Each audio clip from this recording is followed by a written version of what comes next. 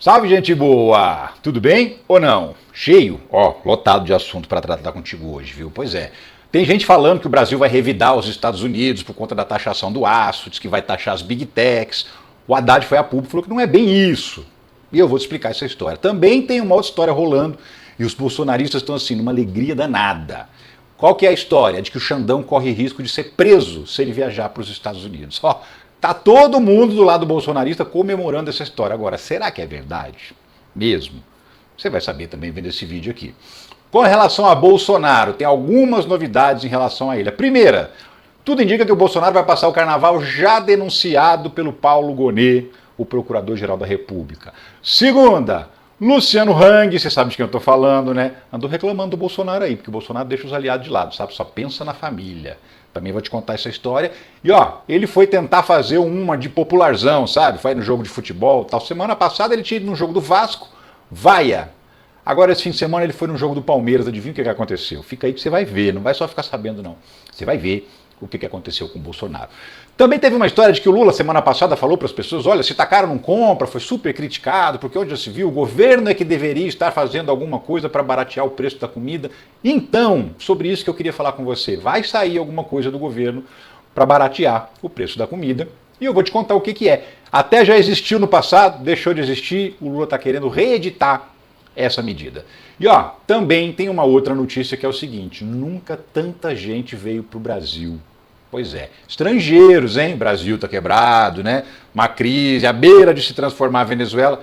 Não sei exatamente o que tanto estrangeiro está fazendo aqui, mas você vai saber se você ficar comigo até o final desse vídeo. Então, ó, vem comigo que eu te explico. Eu sou Ricardo Mello, explicador-geral da República, e estou aqui para traduzir o politiquês para o bom e velho português, aquele que todo mundo entende. E te peço para, ó, dar aquela dedada no like, se inscrever no canal, ativar o sininho, entrar no nosso grupo de WhatsApp, porque quem está lá recebe o conteúdo primeiro e nunca deixa de receber nenhum aviso. Então você não perde nada. O link do grupo está aqui na descrição do vídeo. Clica lá e entra no nosso grupo de WhatsApp. E se puder e se quiser, também te convido a participar do financiamento coletivo, porque é ele que mantém esse trabalho no ar. Você pode contribuir sendo membro do canal, aqui embaixo também tem um botão que é o Seja Membro.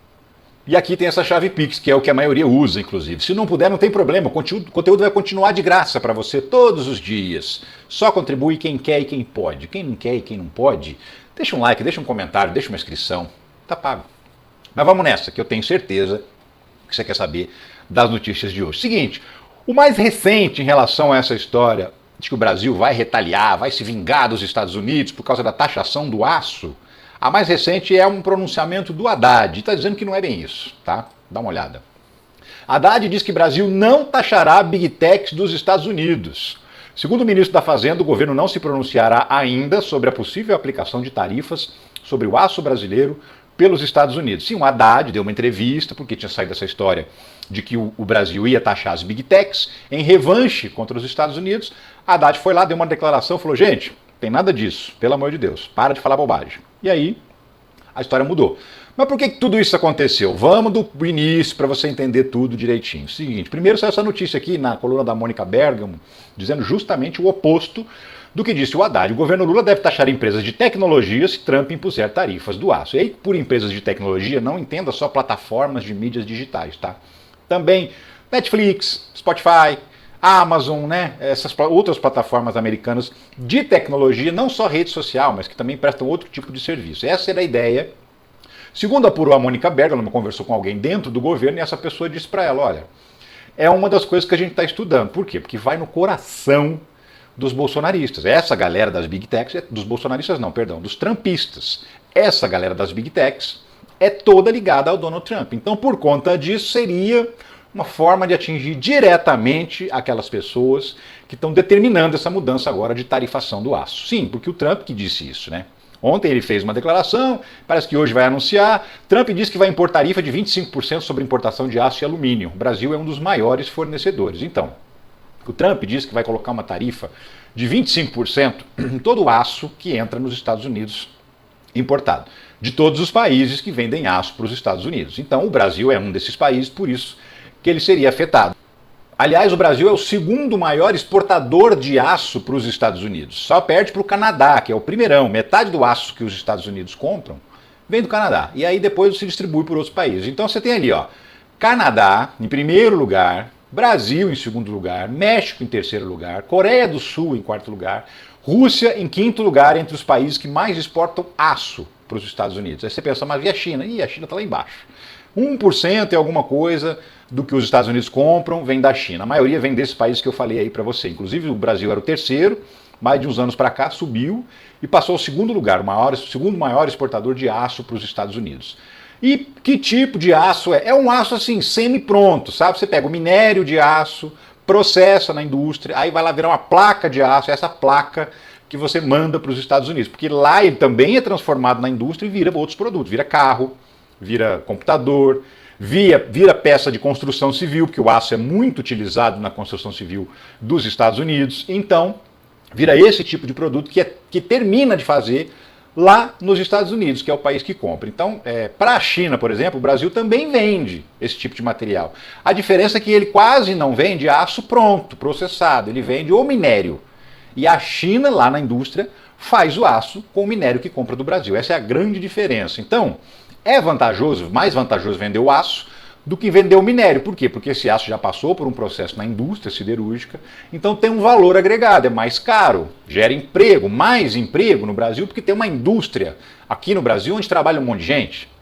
Então por isso que o Brasil seria afetado. E aí você me pergunta, mas é muito grande, é um impacto gigantesco, vai mexer com a nossa vida, assim, absurdamente? Então, aí é que tá, não é tão grande assim. A imprensa passou o dia inteiro falando disso, mas ó, analisa bem comigo. O Brasil produz por ano 31 milhões de toneladas de aço. Todas as indústrias do Brasil produzem 31 milhões de toneladas de aço. A maior parte desse aço fica no Brasil mesmo, é utilizado pela indústria brasileira, automotiva, indústria de avião, indústria de computador, também na construção civil, indústria de celular, tem aço em tudo quanto é coisa. Então, a maior parte do aço que o Brasil produz fica no Brasil. Sabe quanto foi para os Estados Unidos no ano passado?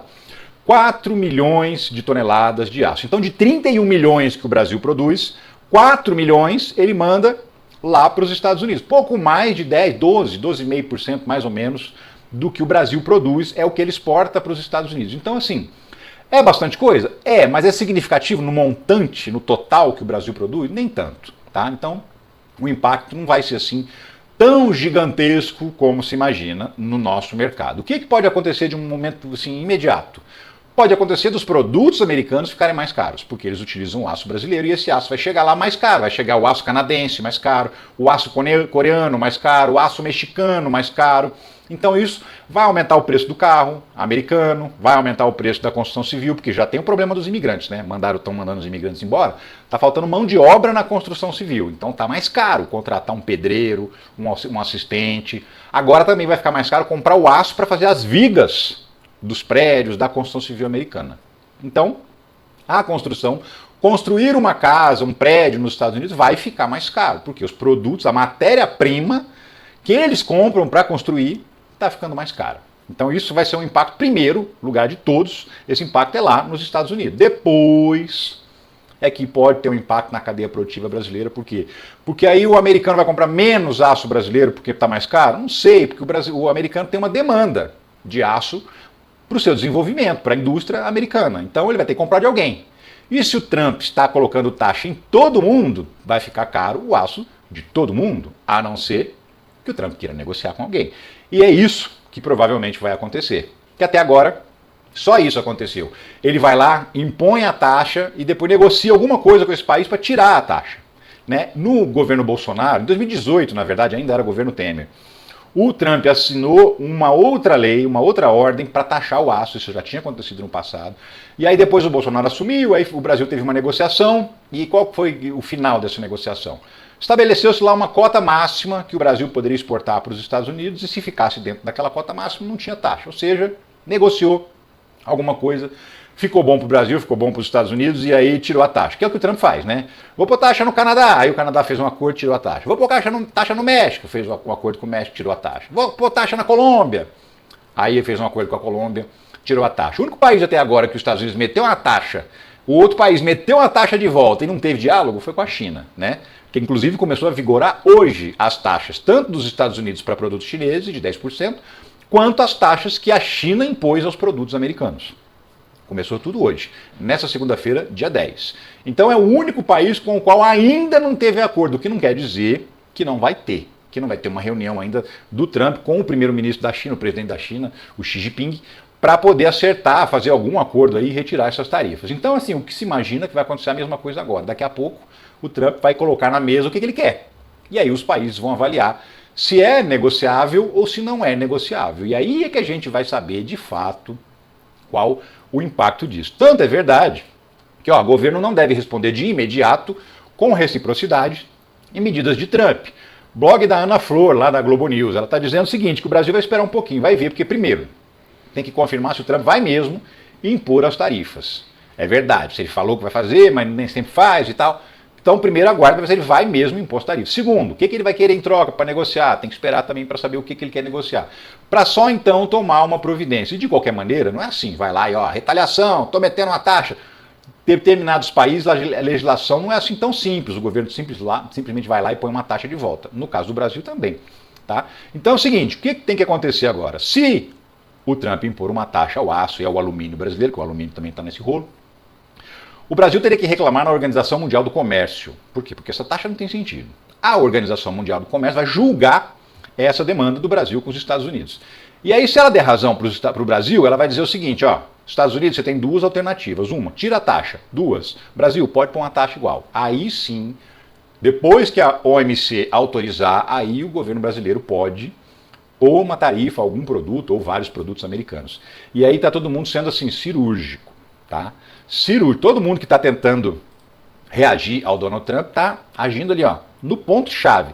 Tem que escolher setores que vão afetar diretamente trumpistas. Então, assim, produtos que são fabricados em estados que são republicanos, estados que ajudaram o Trump a ganhar a eleição, empresas que são aliadas do Trump e que estão ajudando o Trump a agir feito essa besta fera maluca que ele tem agido desde que tomou posse.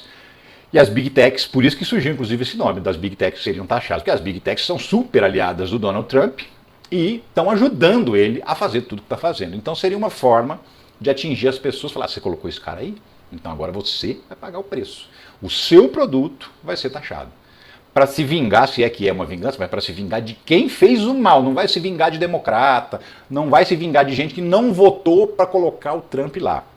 Então assim, produtos que são fabricados em estados democratas, esses não devem sofrer nenhum tipo de taxação, a não ser que tiver uma empresa específica que seja super trumpista, como é o caso das Big Techs. Aí pode acontecer. Então, aguardar, porque a ordem dentro do governo, segundo está dizendo o Thales Faria aqui do UOL, é justamente essa, tem uma reação cirúrgica, ou seja, fazer igual a China. A China escolheu alguns produtos só, colocou a taxa, e esses produtos são todos produtos que vão atingir diretamente os republicanos. E é isso que os outros países que estão com essa ameaça de serem taxados também estão pensando em fazer, uma reação que atinge os trumpistas diretamente. E aí, como eu te disse mais cedo, primeiro que vai pagar a conta é o americano, porque construir vai ficar mais caro, o carro vai ficar mais caro, o avião vai ficar mais caro, o celular vai ficar mais caro, o computador vai ficar mais caro, tudo que usa aço nos Estados Unidos vai ficar mais caro. O americano primeiro paga a conta. Depois isso pode vir gerar reflexos em países que vendem para os Estados Unidos, que são os exportadores. De qualquer maneira, esses países também estão procurando outros países para vender. Que se tiver ruim para vender para os americanos, vende para outro. É isso que eles estão fazendo nesse momento, procurando uma alternativa para, se vier mesmo essa taxa, que embora seja uma promessa, como é uma promessa do Trump, a gente não pode esperar muitas vezes que ela seja cumprida, né? Então, por conta disso, o pessoal está esperando para ver o que o Trump realmente vai fazer, se ele realmente vai implantar essas tarifas da importação de aço e alumínio, e se ele fizer, aí o governo vai estudar. Então, o Haddad falou que não, nesse momento não estão pensando em taxar as Big Techs. Pode até ser que estejam sim, tá? Nos bastidores ali. Agora ele não vai anunciar oficialmente justamente por quê? Para não criar uma animosidade, um problema ainda maior com o governo americano. Então, não fala nada, fala que por enquanto não vai fazer nada, só quando realmente acontecer alguma coisa, quando aparecer mesmo essas tarifas do Trump. Mas no fundo, deve sim estar investigando, já analisando quais seriam os setores, as empresas que seriam taxadas em contrapartida a essa taxação do Trump. Pois é. Vamos mudar de assunto? Tem um cara... É assim, até difícil acreditar que esse sujeito um dia foi promotor de justiça. Pois é. O sujeito é abilolado, assim, sabe? Não é normal, não. Deltan Dallagnol, é dele que eu tô falando. Deltan Dallagnol soltou um vídeo falando uma coisa assim... Xandão vai ser preso se for para os Estados Unidos. Oh! Ficou todo feliz, né? O cara que deveria ser imparcial, porque era procurador do Ministério Público Federal. Mas enfim, a gente sabe muito bem quem é Deltan Dallagnol, né? E aí ele soltou essa conversa de que saiu uma notícia de que o Trump mandou prender o Xandão, se o Xandão pisar nos Estados Unidos e tal. Vale a pena, inclusive, a gente ver o vídeo, porque assim, é engraçado até ver a alegria do Deltan comentando essa história. Dá uma olhada. É mais uma bomba nesse domingo. O governo Lula avisou oficialmente o Supremo Tribunal Federal e o ministro Alexandre de Moraes que se ele viajar para os Estados Unidos, ele poderá ser preso por Donald Trump. Gente, que notícia inacreditável. É para abalar o meu, o seu, o nosso... Inacreditável mesmo, Deltan. Sabe por quê? Porque a gente não deve acreditar nisso. É fato, não devemos acreditar. Mas vamos lá, segue com o Deltan. O seu, nosso domingo de descanso, quem é que estava esperando por uma bomba dessas? As coisas estão acontecendo muito mais rápido do que a gente imaginava. E agora, lá no governo Lula e no STF, já se fala até de risco de prisão de Alexandre de Moraes. Fica então aqui comigo até o fim para você entender essa notícia bombástica e já vai curtindo aqui com força o vídeo se você ficou feliz com a possibilidade cada vez mais real do ministro Alexandre de Moraes ter que pagar por todas as ilegalidades que ele cometeu nos últimos tempos. Então vem aqui comigo para essa notícia aqui da Veja que eu vou mostrar para você. Para auxiliares de Lula, Moraes deveria reavaliar viagens aos Estados Unidos. Gente, é inacreditável. Chega a dar uma aquecida no coração, não dá aí? Então, Deltan, pode esfriar o coração aí, dar uma esfriada na cabeça também. Por quê? Porque você vai se frustrar se você continuar com essa expectativa. Vou te explicar o seguinte, saiu realmente uma notícia na Veja, que é essa notícia aqui, ó. Para auxiliares de Lula, Moraes deveria reavaliar viagens aos Estados Unidos. Qualquer juiz federal pode mandar prendê-lo se pisar lá. Eles querem se vingar do Alexandre, diz um auxiliar de Lula. Essa notícia foi publicada na coluna Radar, lá da revista Veja. Baseada em quê? Tirada de onde? Tirada daquele instituto japonês, tirei do que você conhece, né? Por quê? Porque o sujeito conversa com alguém que trabalha no governo. Se alguém pode saber o que está falando, pode não saber nada do que está falando, simplesmente alguém. Aí esse alguém fala assim, olha, sei não, né? Se o Xandão for lá para os Estados Unidos, será que não vão inventar de prender ele lá não, só para se vingar? Ele fala isso pro jornalista, o jornalista, ganhei uma manchete e os bolsonaristas vão adorar, vai dar audiência, vai dar bastante clique, meu chefe vai ficar feliz. Aí ele cria esse tipo de história aqui, né?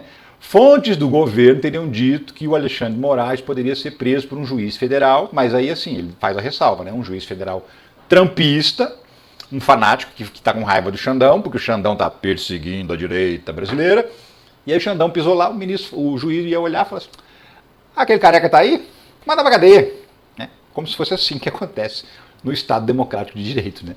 O Deltan, ele realmente, assim, ele tem problema. Eu tenho certeza que ele tem problema, que precisaria, inclusive, de tratar. Vamos lá. Seguinte, existe algum inquérito contra o Alexandre de Moraes? Não, não existe. Uma investigação lá nos Estados Unidos? Não, não existe. O Ministério Público está pedindo alguma apuração? Não, não está. Ninguém é preso se as pessoas não estiverem investigadas. Por quê? Porque não é assim, ninguém prende de ofício. No Estado Democrático de Direito, isso vale, não é só para o Brasil, não vale para qualquer democracia. No Estado Democrático de Direito, ninguém é preso porque o juiz quis prender. Alguém tem que pedir a prisão para o juiz, com base em alguma coisa, uma investigação, umas provas, alguma coisa que encontrou. Aí o juiz analisa isso e determina a prisão. Se não tem uma investigação aberta, se não tem uma apuração, se não tem nada rolando, andando na justiça americana contra o Alexandre de Moraes, tem a menor possibilidade dele ser preso numa viagem para os Estados Unidos, por uma razão muito simples. Não tem ninguém para pedir a prisão dele. E o juiz não tem autonomia para sozinho, sem ninguém pedir, simplesmente mandar prender. Isso não existe. Entendeu? Então eles pegam esse tipo de matéria para inflamar a militância, para ficar todo mundo, Xandão vai ser preso, Trump está se vingando e tal. E aí ele vem com essa conversinha mole, por quê? Porque dá view, deu bastante gente, muita gente viu esse vídeo aí do Deltan, viu? Ele ganhou uma grana, porque provavelmente o canal dele é monetizado, afinal de contas é o único emprego que o Deltan Dallagnol, que é um ficha suja, esse é o único emprego que ele tem hoje, né?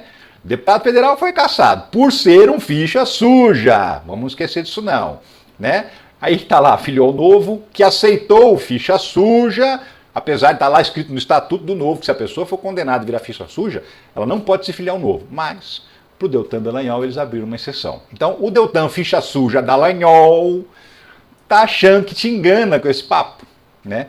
E aí não engana não, né? Por quê? Porque o Estado Democrático de Direito é outra coisa. E o sujeito mais inacreditável não é nem que ele tenha sido promotor de justiça, o mais inacreditável é que ele tenha sido formado em direito. Por quê? Porque promotor de justiça, ele entrou pela porta dos fundos do Ministério Público.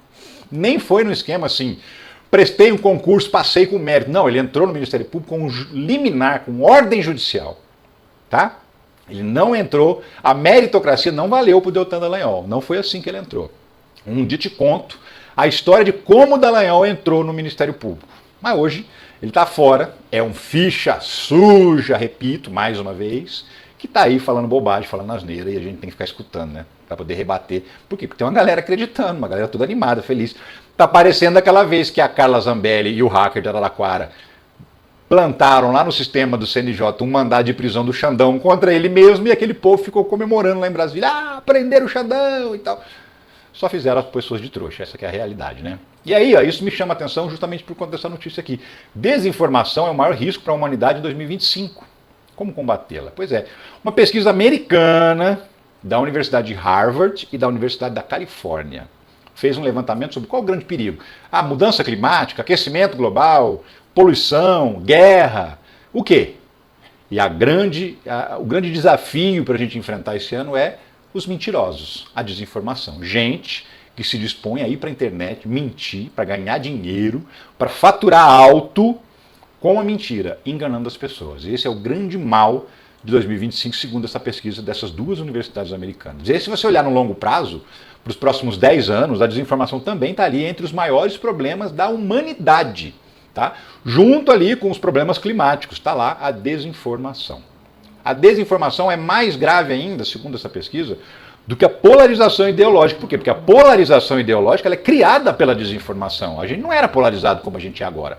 Foi só a extrema-direita começar a espalhar mentira na internet, ter espaço para isso, que a sociedade foi ficando cada vez mais polarizada, né? As pessoas estão se odiando. Então, a polarização é um problema decorrente causado pela desinformação, que é o maior desafio que a gente tem para enfrentar em 2025. Isso é muito, muito, muito sério.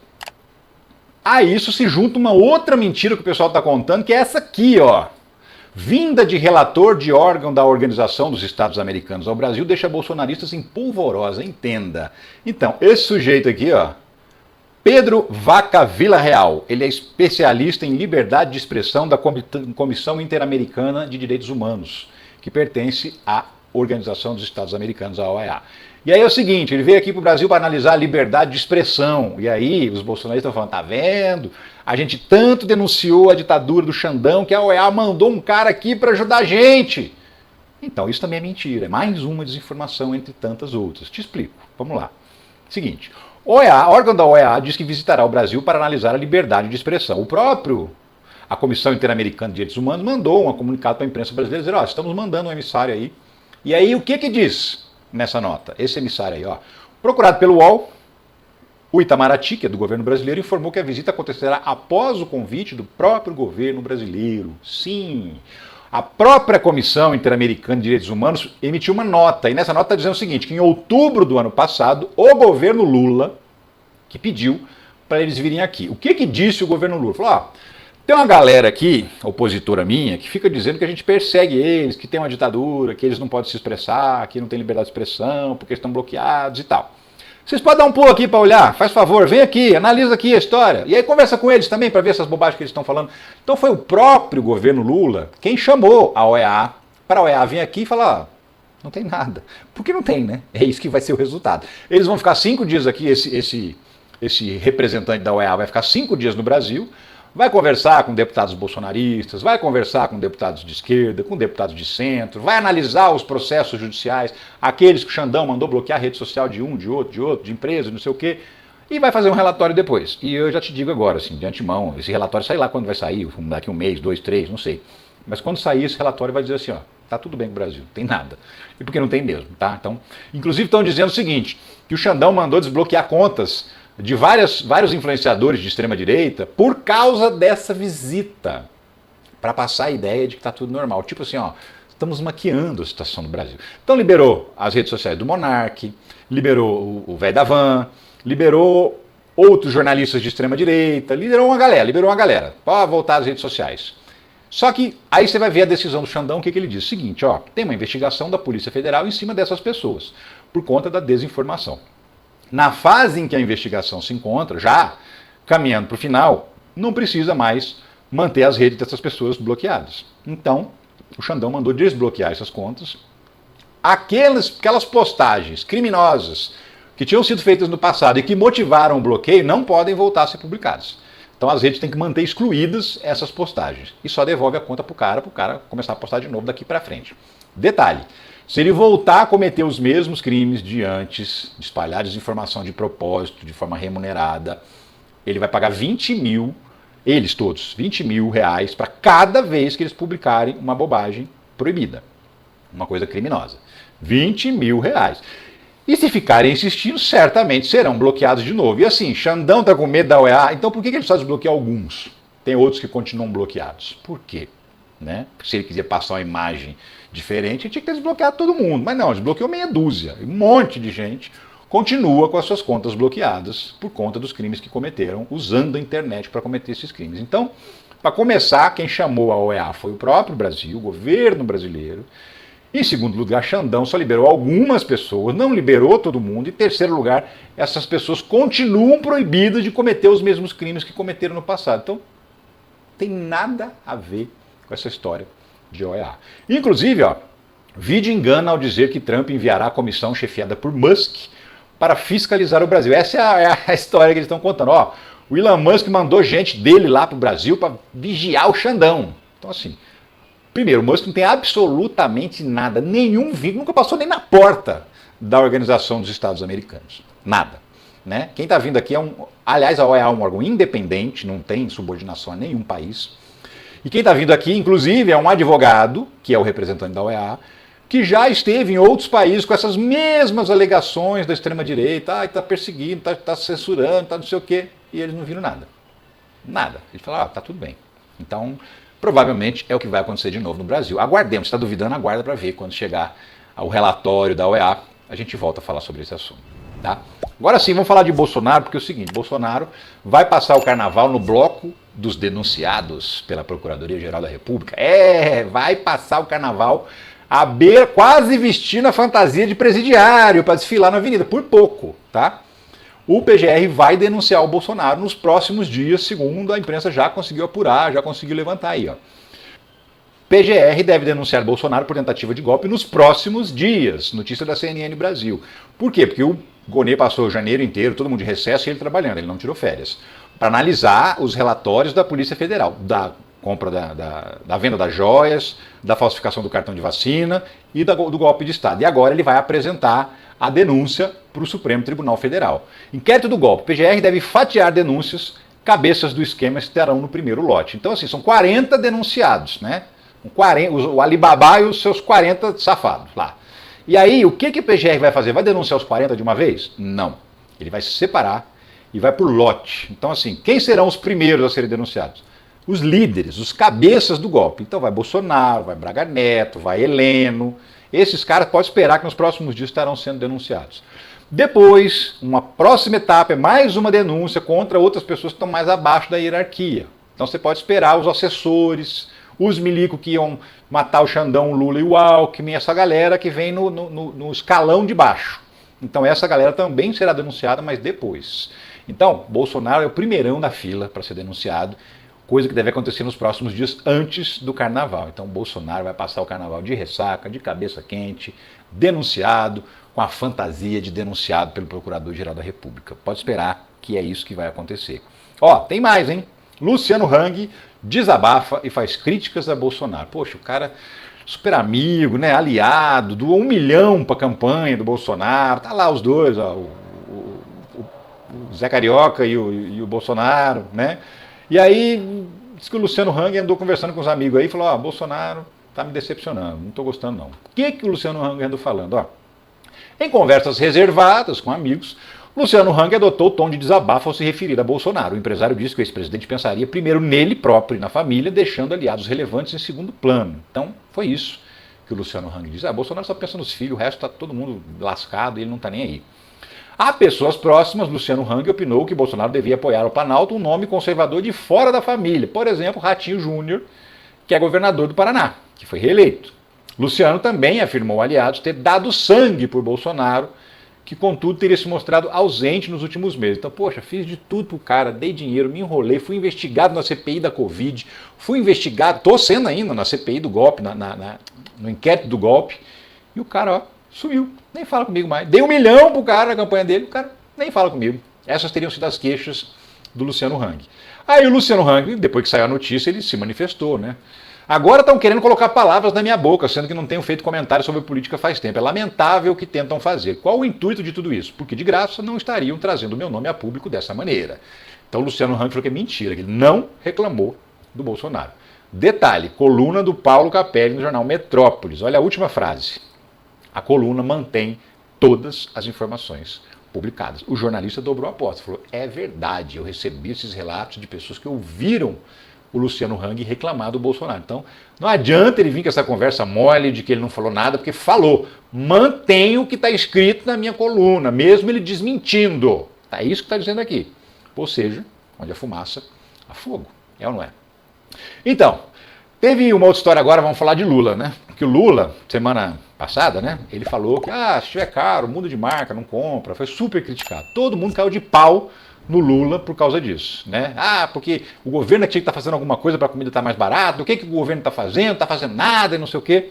Então, foi anunciado que o governo vai sim fazer alguma coisa para baratear o preço da comida. Já tinha falado de algumas coisas do tipo reduzir a alíquota de importação de alguns produtos para eles entrarem mais baratos no Brasil. Mas não é só isso não, tem mais coisas. E a coisa mais importante é essa aqui, ó.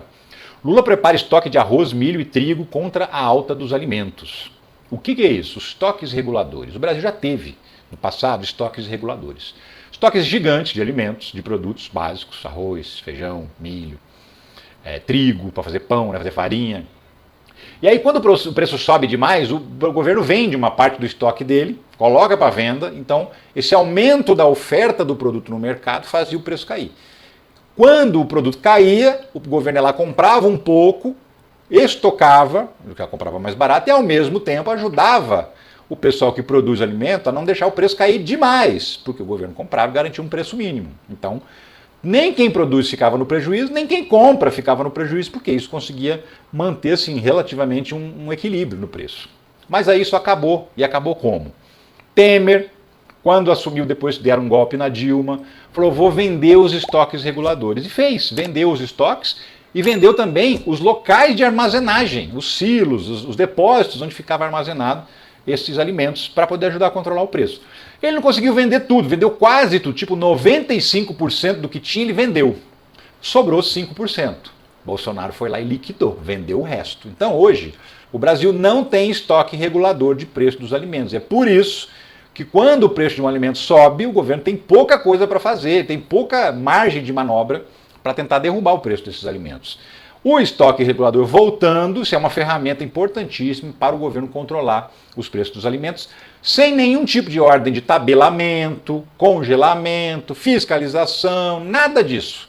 Simplesmente operando com a lógica da oferta e da demanda. Subiu o preço? Joga produto no mercado que o preço cai. Caiu o preço? Compra o produto e armazena.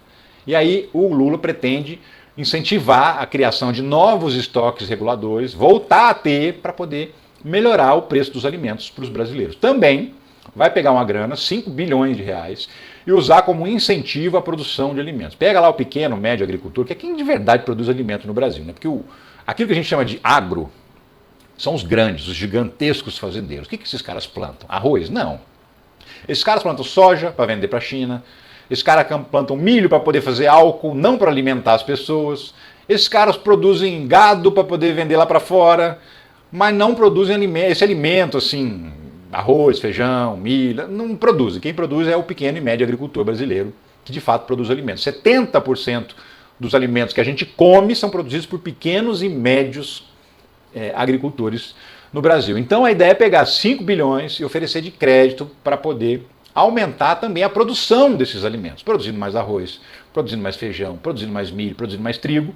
O preço não vai subir, por quê? Porque tem mais oferta no mercado. Então o governo Lula está refazendo algo que já existiu e que Temer e Bolsonaro destruíram completamente, que é a capacidade do governo brasileiro de segurar os preços dos alimentos, principalmente os alimentos mais básicos. Então Lula está fazendo de novo aquilo que deveria ter feito, que deveria ter sempre existido, que é a manutenção dos estoques reguladores. Que o Temer botou para correr, vendeu tudo e o Bolsonaro vendeu o restinho que tinha sobrado. Então essa é a ação que o governo Lula vai adotar para tentar diminuir o preço dos alimentos. Bolsonaro foi no jogo do Palmeiras. Esses dias para trás ele tinha ido no jogo do Vasco. Ah, vou fazer uma média lá, né? Vou ver como é que tá a minha popularidade, vou medir. O que acontece? Vaia. Gente gritando que ele ia ser preso e tal. Aí o Bolsonaro foi no jogo do Palmeiras, ele disse que é palmeirense, tá? Olha lá, mãozinha no peito, quer ver? Vou colocar a imagem para você aqui. Olha lá, Bolsonaro vai ao jogo do Palmeiras e ouve novamente o coro de vai ser preso. Olha lá, o Bolsonaro com a mãozinha no peito, assim, tipo, sou palmeirense, gente, tal. E aí, ó, o vídeo é esse aqui, vou tocar para você ver. O pessoal gravou Bolsonaro lá no estádio do Palmeiras, dá uma olhada.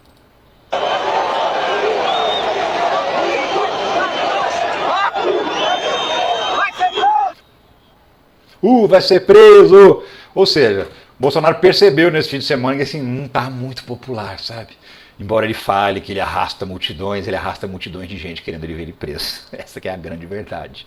Sabe o que eu acho, né? Eu acho é pouco. Queria mais. E vai ter mais. Porque, como eu falei, ele vai passar o carnaval no bloco dos denunciados. Enfim, última notícia para a gente comentar hoje, que é o seguinte. Brasil quebrado, né? O Brasil está à beira de virar Venezuela. Estamos indo para o buraco. O Brasil registrou em 2024 recorde de vistos de trabalho a estrangeiros na última década. Então, assim, em 10 anos, nunca veio tanto estrangeiro morar no Brasil e trabalhar no Brasil. Por que será que tanto estrangeiro está querendo vir para um país que está quebrado? É isso que eu queria entender, né? Vamos lá, ó.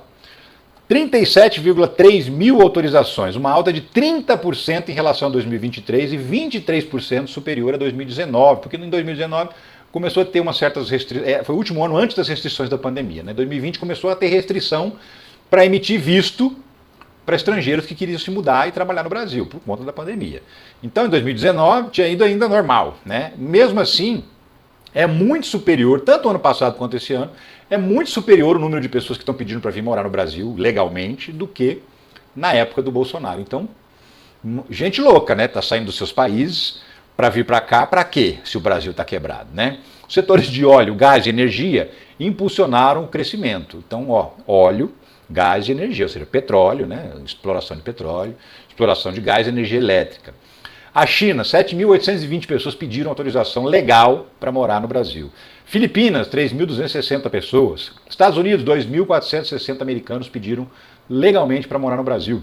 Reino Unido, 1.920 pessoas e Índia, 1.850 pessoas. Esses aqui são só os países que têm um maior número de pessoas que pediram visto de trabalho nos Estados Unidos. Quase todos, assim, 84% é o Rio ou São Paulo. Metade, praticamente, quer ir para o Rio de Janeiro. Muito tem a ver com a questão do petróleo e do gás, né? Porque o Rio de Janeiro é o estado que mais explora a extração de petróleo e gás no país. Então, se tem tanta gente vindo trabalhar nessas áreas, muitas dessas pessoas vão trabalhar mesmo no Rio de Janeiro. Esse é o Brasil que está quebrando.